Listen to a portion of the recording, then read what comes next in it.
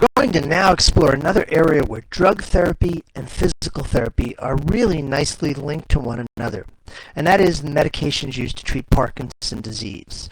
And as we'll see, many of these drugs have a very important role in helping improve motor function in our patients, which can make them much more engageable in what we're trying to do with our exercise interventions as part of the rehabilitation for people with Parkinson's disease. So these are very important drugs, so let's start looking them over. Before we get into the actual drugs, we have to talk a little bit about the pathophysiology of Parkinson's disease to better understand how these medications work. Parkinson's disease is, of course, a neurodegenerative disorder, one of the more common neurodegenerative diseases, affecting 1% of the population over age 60. And with the aging of our society, we're simply going to see more people with Parkinson's disease in the upcoming years. And there are several variations in Parkinsonian syndromes. We're going to refer to traditional Parkinson's disease, but many of the medications we're going to explore are going to be useful in other conditions that have Parkinson-like symptoms. But we're going to talk about traditional Parkinson's disease. In terms of its clinical presentation, Parkinson's disease often has several classic symptoms. For instance, rigidity, not spasticity, but a rigidity that restricts joint movements. Also a very classic resting tremor, often a fine tremor of the hands. Bradykinesia, very slow movement. And these things all conspire together to lead to postural instability, which can of course lead to falls. So we often see patients with Parkinson's disease for both the treatment of the condition itself, as well as the trauma that occurs during falls, such as fractured hip or head injury. And as you can see from this diagram, Parkinson's disease can be and is often progressive, and in some patients leads to a virtual incapacitation. So what we want to do is try to have drugs that help resolve the initial or the fundamental problem, as we'll see, neurochemical problem in Parkinson's disease, to at least delay or maybe even blunt this oftentimes steady decline in motor function. And the neurological basis of Parkinson's disease is fairly well established. We know now that the primary problem is loss of dopaminergic, dopamine-secreting neurons in the substantia nigra. And here you see a slide. On the left side of the slide is a section through the substantia nigra from a person who did not have Parkinson's disease. And you see these two little half-moon-shaped dark areas, and this is the substantia nigra. On the right is the same part of the brain from someone who did have Parkinson's disease. And you can see these two areas of dark staining neurons have simply disappeared. And this is the fundamental problem. These neurons that typically synthesize and secrete dopamine to other areas of the basal ganglia have simply degenerated. And we'll talk a little later about what might have caused that, but that still is our fundamental issue here. Loss of dopamine secreting neurons in this very important part of the brain that controls motor function. So we're talking about the loss of a specific transmitter, dopamine. But what we also have to be aware of is that this loss of dopamine involves other transmitters as well. And normally, there's a balance between dopamine and acetylcholine in the basal ganglia. And the loss or the diminished activity of dopamine when these neurons degenerate results in an increase in acetylcholine influence. And the story doesn't stop there. Other transmitters are certainly involved too, such as GABA, glutamate, an excitatory amino acid, 5-hydroxytryptamine, which is serotonin, and norepinephrine, and maybe even other neurotransmitters beyond those. So we have to consider that it's almost like a domino effect. As dopamine influence is diminished and finally lost, these other transmitters are poorly controlled, and it's the combination of this disruption in all of these transmitters that really leads to the problems we see clinically, the rigidity, bradykinesia, and so forth. This slide shows the biosynthetic pathway of dopamine. Dopamine is synthesized in the body by starting with an amino acid called tyrosine. And tyrosine is transformed into a precursor molecule called dihydroxyphenylalanine, or we'll simply abbreviate that, DOPA. DOPA is then transformed into dopamine by an enzyme called the DOPA decarboxylase, which removes the carboxyl group, or this COOH group here, and transforms DOPA into dopamine. And we can give a patient dopamine in a pill. It's, as you see, a very small amino acid derived molecule. It will get absorbed from the GI tract very quickly. It'll get into the bloodstream very easily.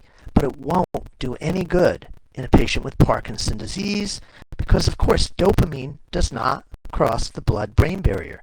And dopamine has to reach the brain to be effective. Fortunately, its precursor molecule, DOPA, does cross the blood-brain barrier. In fact, it shows a little bit about the cell activity of the blood-brain barrier, that DOPA will be allowed to cross into the brain, but dopamine will not. We even have to be more specific. We have to give the L isomer, or the left-hand isomer of DOPA, to reach the brain. So we often refer to L-DOPA or levodopa to emphasize that it's this left-hand isomer that reaches the brain. So that's summarized in the next. So the key rationale for using L-DOPA or levodopa replacement therapy is we're trying to increase the dopamine content in the basal ganglia to make up for the dopamine that's been lost as these neurons degenerate. And as I just said, direct administration of dopamine into the bloodstream is ineffective because it will not reach the brain. It does not cross the blood-brain barrier. So the immediate precursor to dopamine is the left-hand version of DOPA, or levodopa, or L-DOPA. And the way this works is summarized in the next slide. On this diagram you see on the left the bloodstream. This is the cerebral capillary that's reaching the brain. On the right is the brain tissue, or the cerebral tissue. And in the middle we of course have this very important structure called the blood-brain barrier, whose job it is to limit and to be selective about what it will allow reach the brain and what it won't. So what we've been talking about is if dopamine is in the bloodstream, it won't reach the brain. It gets rejected or it will not cross the blood-brain barrier. If, however, we administer the precursor molecule, L-DOPA, L-DOPA is allowed to cross, and now we're not done yet. We still have to turn this into dopamine. So there's an enzyme in the brain. It's a very common enzyme called DOPA decarboxylase that finishes this picture off, that completes the final step of turning L-DOPA into dopamine. And if enough dopamine reaches the correct part of the brain, in the basal ganglia, it often has dramatic effects. In fact, a lot of patients in the early stages of Parkinson's disease can have their symptoms almost completely resolved by this treatment. We'll see later that there are problems as the disease tends to progress. But again, in the early and even moderate stages in some patients, this treatment is very, very effective. Now we have one more problem to consider. The enzyme, DOPA decarboxylase, is not just found in the brain. It's also found throughout the rest of the body, including in the bloodstream. So if we give L-DOPA and we don't do something about this enzyme in the bloodstream, most of it will be converted to dopamine prematurely. So we now have to give another drug with L-DOPA to protect it, to act as a bodyguard, to keep it as L-DOPA until it reaches the brain. And that drug is called carbidopa. We're going to look at the. So carbidopa is a protective drug that's often given with L-DOPA. As we just said, most of the L-DOPA, over 97% of the L-DOPA you administer that reaches the bloodstream will be converted to dopamine before reaching the brain, which makes it or renders it completely ineffective. Because if it can't cross the blood-brain barrier, it can't be converted to dopamine. Carbidopa, the helper molecule or the protective drug, inhibits DOPA decarboxylase and prevents the premature conversion of L-DOPA to dopamine. Given that fact, it's very common to see L-DOPA and carbidopa contained in the same pill. A very common trade name is Sinemet, and it involves putting a fixed amount of the L-DOPA in the carbidopa, often on a 1 to 10 or a 1 to 4 ratio, depending on the patient's needs. But the point is, if these two drugs work, or if carbidopa is going to have a synergistic and protective effect, it improves adherence tremendously to put the two drugs in the same pill. And of course we see this very, very often used. And in fact, unless the patient is allergic to carbidopa, there's no reason not to do this. So we want to see in the next slide how carbidopa helps L-DOPA remain and function. So this is a similar scenario to what we saw earlier. On the left is the capillary, the bloodstream. On the right is the cerebral or brain tissue, and in the middle is the blood-brain barrier. If L-DOPA shows up in the bloodstream, now we do see this enzyme, the dopa decarboxylase enzyme, waiting for it, and it's present pretty much everywhere throughout the body. It's a very common enzyme. So the decarboxylase in the bloodstream will convert most, over 97% of the L-DOPA to dopamine prematurely. When that happens, it's useless, at least to treat the Parkinson's symptoms, because it won't get into the brain. In fact, it will make a patient feel really sick. Dopamine or too much dopamine in the bloodstream will lower blood pressure, and it'll cause a lot of nausea and vomiting. So we have to prevent this in some way. If carbidopa shows up, carbidopa does just what it's supposed to do. It inhibits the decarboxylase in the bloodstream, which allows the L-DOPA to reach the brain as L-DOPA and cross the blood-brain barrier, and then be converted by the dopa decarboxylase in the brain into dopamine. So this is a good situation, and what it emphasizes is carbidopa does not cross the blood-brain barrier. If it did, we would never get any dopamine in the brain. But carbidopa will remain outside the brain and continue to inhibit the decarboxylase in the bloodstream without inhibiting the decarboxylase enzyme in the brain. So once again, this is a very common and a very nice synergy between these two drugs, carbidopa and L-DOPA. And I mentioned a minute ago, there's no reason not to combine these two unless there is some issue with the. But now we have to explore some of the problems. L-DOPA therapy, as I mentioned, can often be very effective in the treatment of Parkinson's disease, but it does have side effects. For instance, a lot of GI symptoms. Patients will typically take the drug with food to help protect the stomach to some extent. It lowers blood pressure. Oftentimes, after L-DOPA is converted to dopamine in the brain, it has an effect on cardiovascular control. It has psychotropic and behavioral effects, confusion, maybe even some hallucinations or psychotic-like symptoms, depending on the dose in the patient. This is because dopamine in the limbic system is a very important transmitter that promotes various aspects of mood and behavior. That will become apparent when we start talking about treatment of psychosis. But this is often very problematic in some patients. Dyskinesias. As we're trying to resolve one type of motor problem, the bradykinesia, rigidity, and tremor, we create a different type of motor problem. Often movements of the trunk and extremities, almost choreoathetoid in some patients, but these are very characteristic dyskinesias. And freezing of gait. Patients will stop in the middle of walking, literally freeze, solid, as a side effect of traditional L-DOPA therapy. And there are others. You get a sense right away that this is a very complex drug, and it's tricky to use. Dosage is important, as I mentioned. The extent of the disease progress in each patient is important, as well as the patient's age. So side effects are fairly prevalent. And we're often, of course, trying to adjust the dosage and adjust the timing of the dosages to minimize these side effects. But some side effects are almost. Another problem are fluctuations in the response, where the beneficial responses can vary throughout the day. And we see two common ones.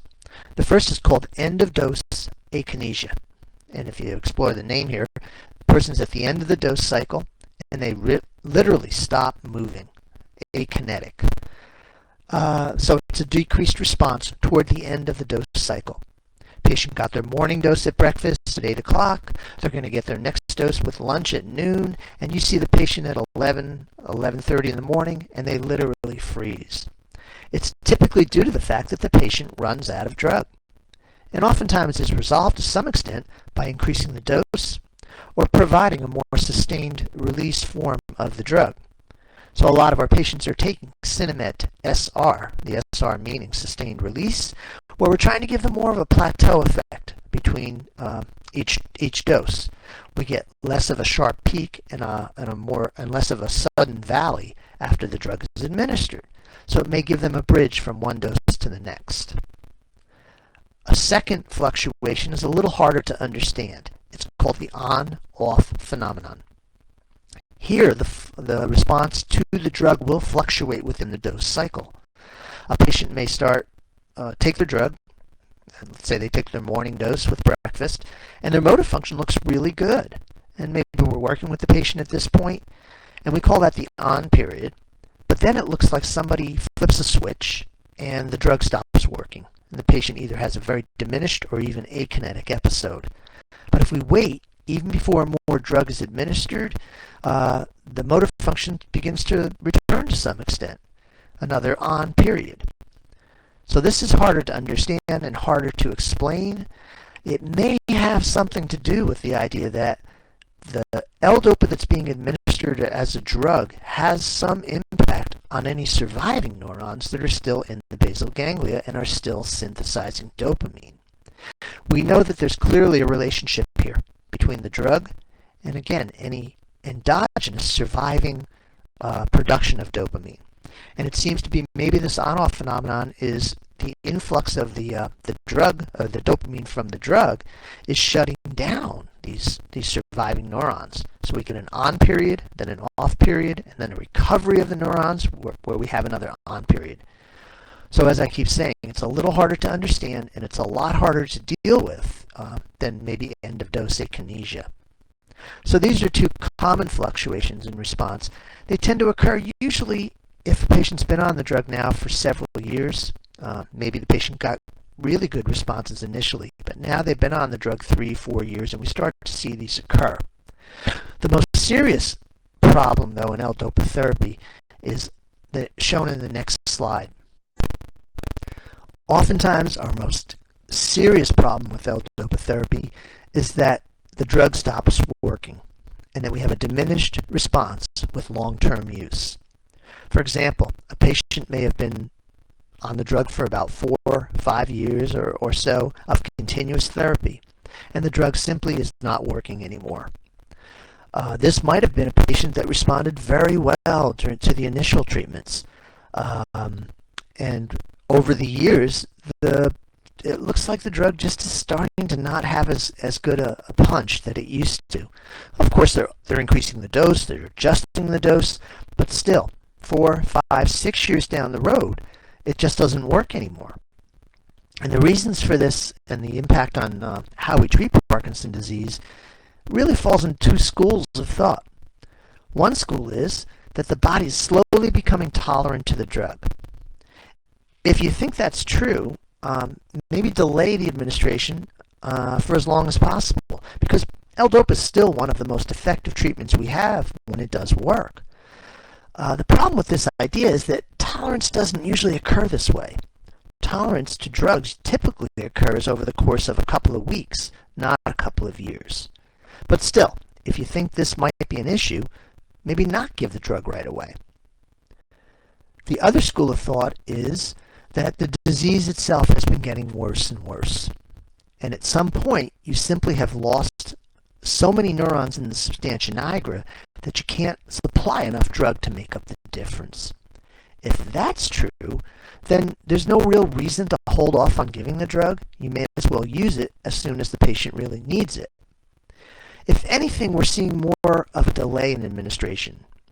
Maybe not because people believe the tolerance effect, but because we do now have other treatments for Parkinson's disease. And we'll see those in just a minute. So still, this school of thought, these two schools of thought have gone back and forth over the years. And we're just not sure why it occurs. But when it does occur, it's often pretty devastating to the patient and the patient's family. Because as I said, this is often a patient that initially got very good responses and will say, I feel like I got a second lease on life when I started on L-DOPA therapy. But now it's like this, these benefits have been slowly being withdrawn over the course of several years. So you have to appreciate that when this does occur, it is often pretty devastating to the patient, families, and caregivers. But let's take a look at some other possible options and other alternatives to L-DOPA. Press pause and read this slide before proceeding to the next one for the answer.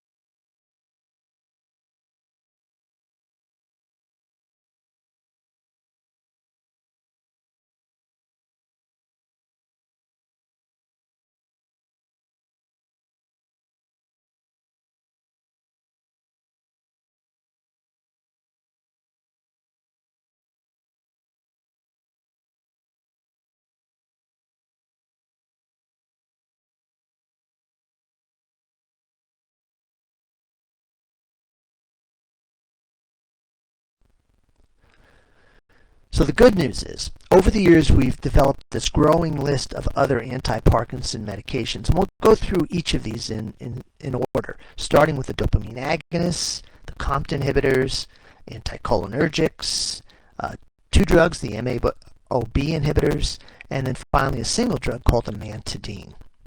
So let's start with the dopamine agonists. Now remember, an agonist in pharmacology is a drug that binds to a receptor and exerts a pharmacological or a physiological effect. So what these are synthetic dopamines. Now obviously they have to cross the blood-brain barrier. Without that aspect or without that property, these would not be useful. But when they do, they directly then stimulate dopamine receptors. So we're trying to basically substitute. We're using a synthetic dopamine-like substance to substitute for the patient's own dopamine. The possible benefit is they tend to have a longer half-life. T1 half is half-life. And we like drugs that have a longer half-life because they often have a more stable response. We don't have a sudden peak and a sudden valley or a sudden trough after the drug is administered. They simply remain in the system a little longer, which maybe gives us a little more stability in the treatment of Parkinson's disease. Originally, they were used sort of as a helper to L-DOPA, but it was realized that maybe they could be one of the first drugs used. In other words, instead of starting with L-DOPA, to start with one of these dopamine agonists or synthetic dopamines. There was also some suggestion they may even protect some of the surviving neurons. This is still questionable, it's still being studied, but the idea is L-DOPA itself, as it's metabolized in the brain, may spin off damaging free radicals that cause more damage to substantia nigra neurons.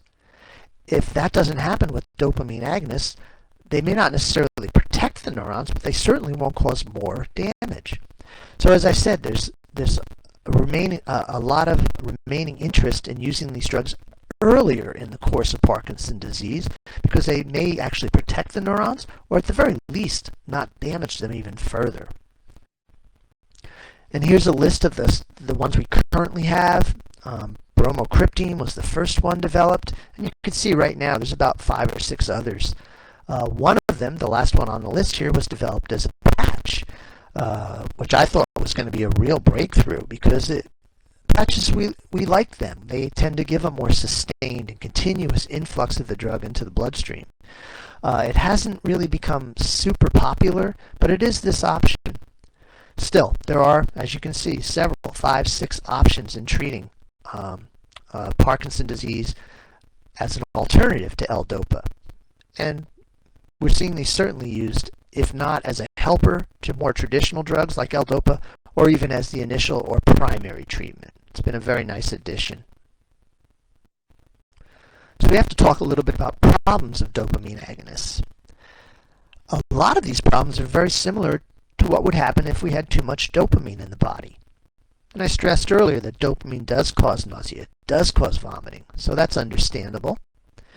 Confusions, hallucinations are due to the fact that some of this dopamine-like drug may find its way to the limbic system and cause these psychotropic effects.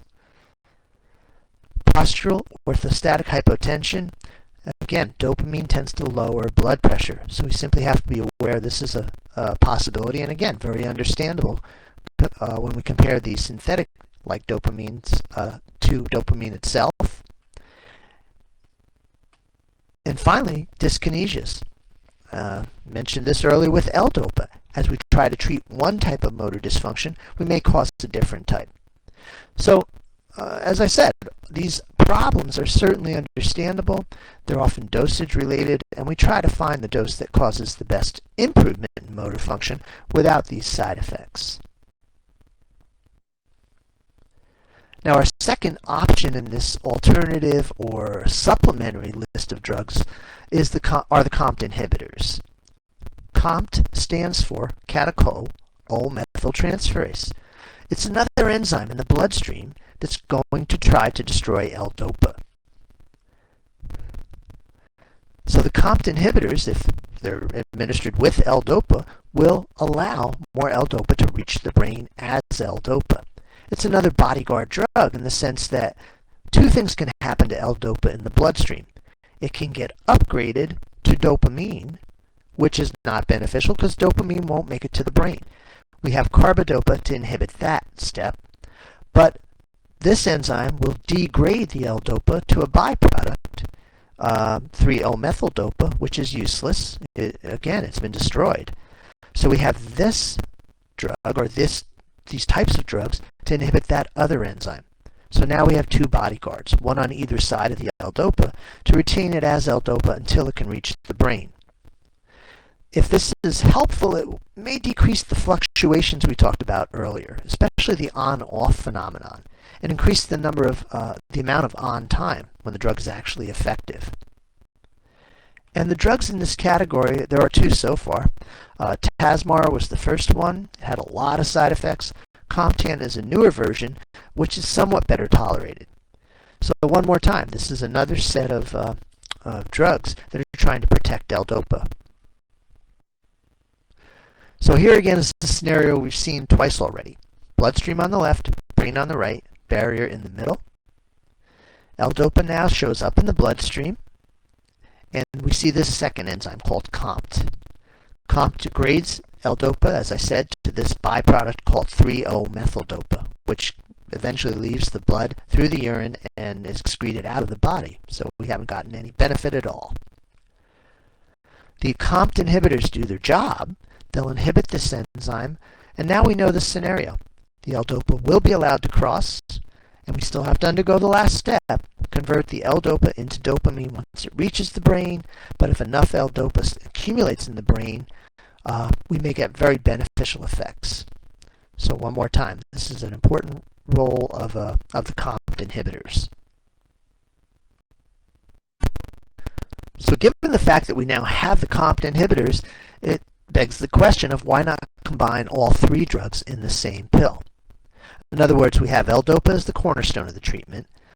It's protected by carbidopa on one side, and it's protected by a COMT inhibitor on the other side. And of course, this has been done. If you see a drug called Stalivo, trade name Stalivo, it's L-DOPA with carbidopa and a COMT inhibitor, Comtan, all in the same pill. We're seeing more and more of this in pharmacology, that if 2 or 3 drugs can be administered together in the same pill, it's a dramatic improvement in patient adherence. The patient can simply remember to take one pill a lot better than they can remember to take 2 or 3 different pills. It's not always possible. The pharmacology of the drugs has to be correct to do this or allow this, but if it can be done, it's a big, big improvement in adherence. So that's what we've done with in this situation. This intervention, or these drugs, do have problems. They are associated with GI distress, especially diarrhea. more of a chance for orthostatic hypotension, perhaps because there's more dopamine reaching the brain or being created in the brain. And the biggest problem has been the increased chance of dyskinesias, again because the drugs do what they're supposed to do. If we see a COMT inhibitor or a COMT inhibitor and carbidopa given with L-DOPA, L-DOPA, the amount of L-DOPA reaching the brain is larger. We're getting more dopamine in the brain. So if we see this in our patients, increased movements of the trunk or the extremities that resemble some type of a dyskinetic effect, document it because they may actually be able to lower the dose of the L-DOPA simply because the drugs are doing what they're supposed to do. And finally, and there are other side effects, as I said, these drugs they're kind of messy, these COMT inhibitors, but they have been a nice addition, and we perhaps will see others that are even better tolerated. So they've helped round out the ability to get the most mileage we can out of L-DOPA when it is used. A third option on our list of supplementary or alternative anti-Parkinson drugs are the anticholinergic drugs. Anticholinergic means to decrease acetylcholine. And as you saw earlier, when dopamine declines, acetylcholine influence can often increase. And we think that it's that increase in acetylcholine that really causes a lot of the rigidity and the bradykinesia and even the tremor. So this makes sense. We can now give a drug to help lower the high end of that teeter-totter that you saw earlier, to bring down the high end of the acetylcholine. And there are many of these drugs. There are many drugs that have anticholinergic or anti-acetylcholine properties. You see just a few here. And I'll mention one of them in particular, diphenhydramine, which you may recognize by its trade name, Benadryl. Benadryl, of course, is an antihistamine, but most antihistamines have pretty strong anticholinergic side effects. And we're actually using the drug, in this case, for the anticholinergic side effects. So this is a possible intervention. The problem is we have acetylcholine in so many different places throughout the body. Acetylcholine is not just in basal ganglia. It's in other parts of the brain. It's, of course, very important in controlling cardiac function, pulmonary function, GI, genitourinary.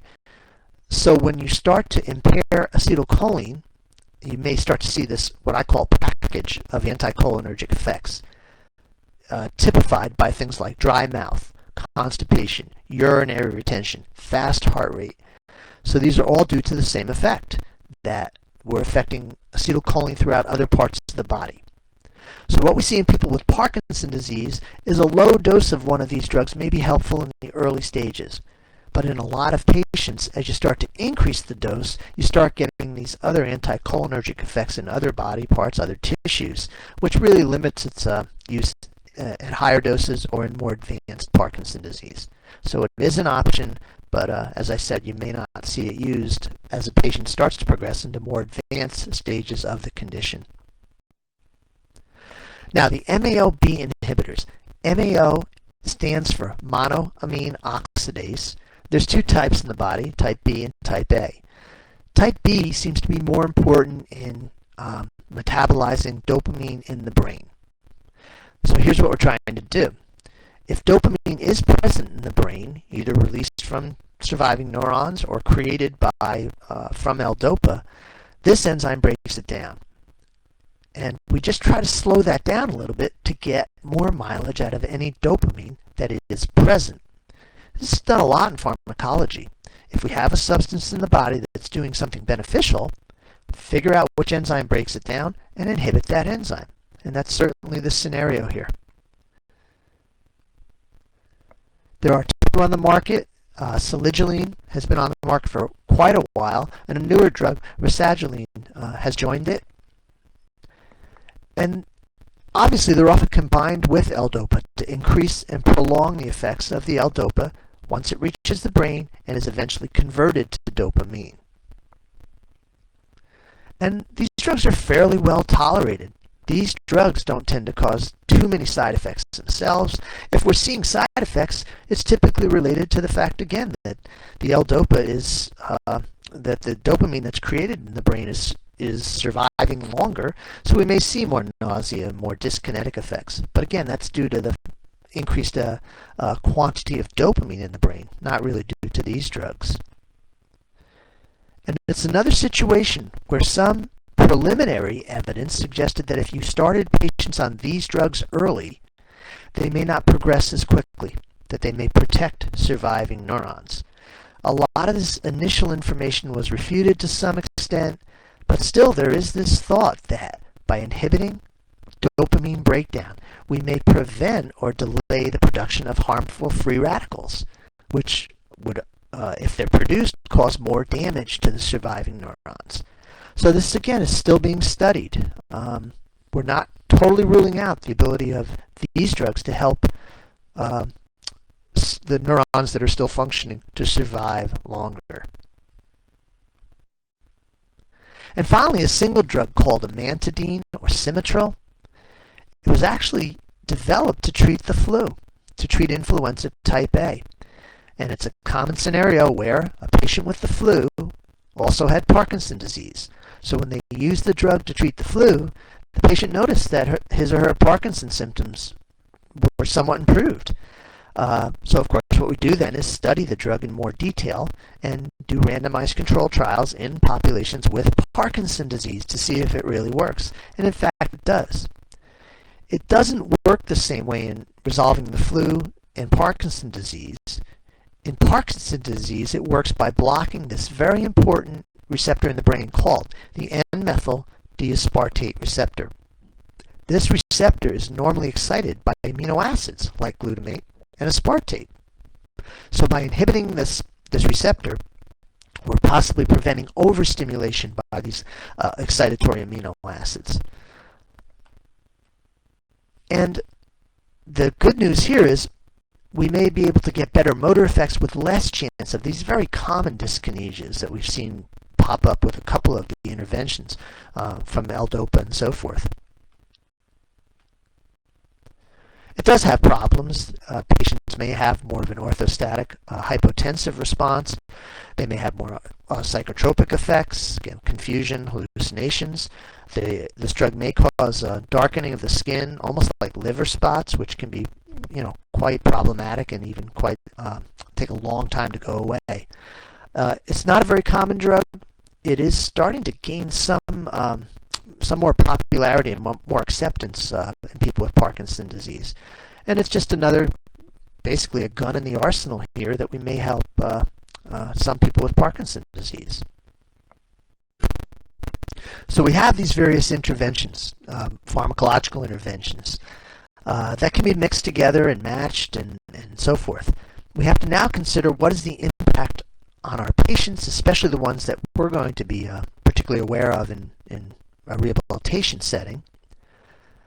This is one situation where it might be valuable to time when you see the patient relative to when the drugs are starting to reach peak effects. We're obviously using drugs here to try to improve motor function, and if we're trying to do some cardiac conditioning or functional training or balance activities, it would probably be best to do this when the drugs are reaching peak effects. So when is that? Typically it's about a half hour, 30 minutes, to an hour, 60 minutes after the medications are administered. And this is a common rule of thumb for pretty much all oral medications. If a patient takes a drug orally, most drugs start to peak about a half hour to an hour after they're taken. Of course, there's a lot of variability here. The dose, the patient, the GI function, and so forth. But still, it's a reasonable rule of thumb.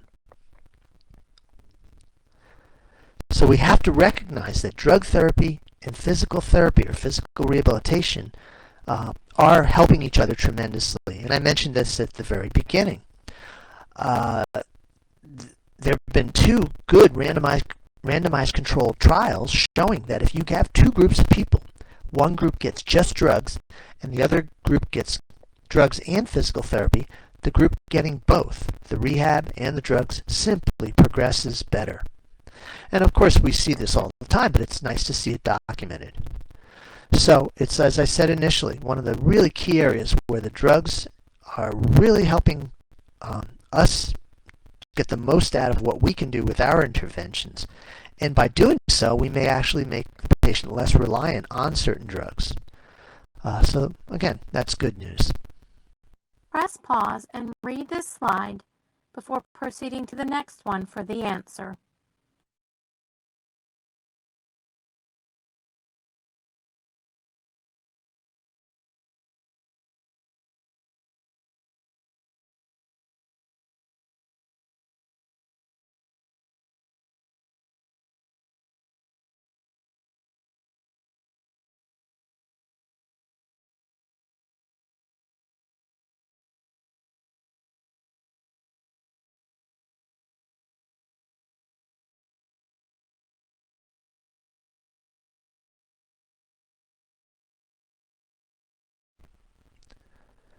Now, what about the future? We hear a lot of information sometimes in the media about future treatments of Parkinson's disease. There have, for example, always been reports about can we implant into the brain cells that make dopamine, the idea of tissue transplants. And years ago there were studies on this, and the results of the studies were really sketchy, to say the least. I think one of the big things here is, remember, the patient's cells died initially. Something caused them to die. And if you implant new cells that secrete dopamine into that part of the brain, chances are the same conditions are still there, and they'll simply cause death of those cells as well. Surgeries have been explored.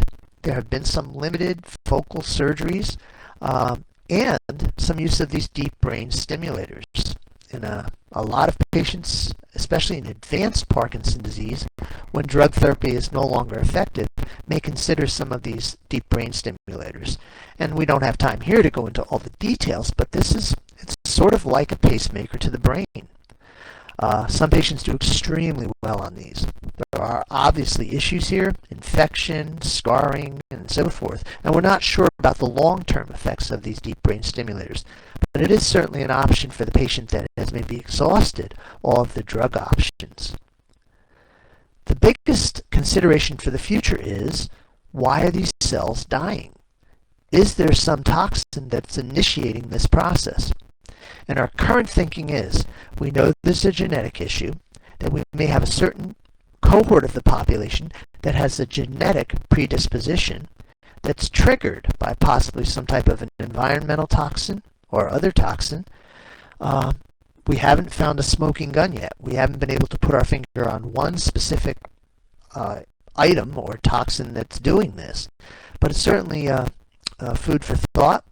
And we certainly have this issue of, if we can figure this out, if we can find out what that toxin is, if there even is indeed a toxin, and maybe prevent the effects of that, we might actually be able to delay or even cure Parkinson's disease.